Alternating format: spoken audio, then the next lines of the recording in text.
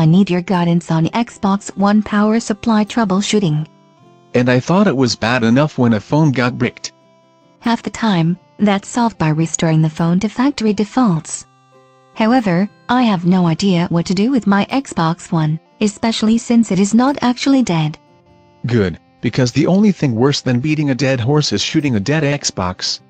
If it won't power on, before you assume that the problem is the power supply, I'd suggest making sure everything is connected and plugged in.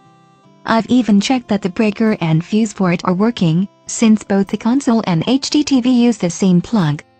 Then you need to check that the power brick is not dead. The power brick will put out a white or orange light if it is getting power. What if the light is off? You know the console is bricked because the power brick is dead. If it flickers, then you know that's why the unit is intermittently failing before it becomes a brick. I have no idea how to replace a power supply. While Microsoft made it much harder to upgrade the drive for the Xbox One than Sony, the power brick is easily replaced. In fact, if the console is registered, you can order a replacement power brick online. It would be amazing if Microsoft managed to do something better than Sony. What if the power light is on but it still does not work? Then you may want to call Xbox support because there is some other problem with the system. I keep wondering if there is something else wrong.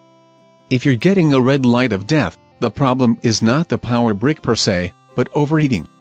That can cause the system to freeze up or die, but that you fix by pulling it out of the cabinet and organizing your games. Or putting it on a literal pedestal.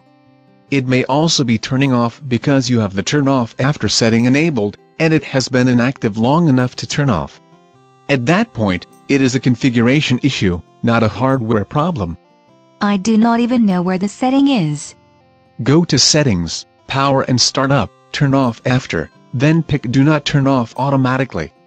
I thought it was a hardware problem because sometimes it shuts down while it is playing Netflix or Blu-ray discs. Then you want to try clearing persistent storage before you replace a power brick. Go to Settings, Disk and Blu-ray.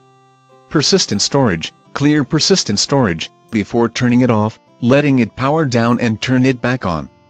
I knew at least one solution involved a reboot, because it is a Microsoft product after all.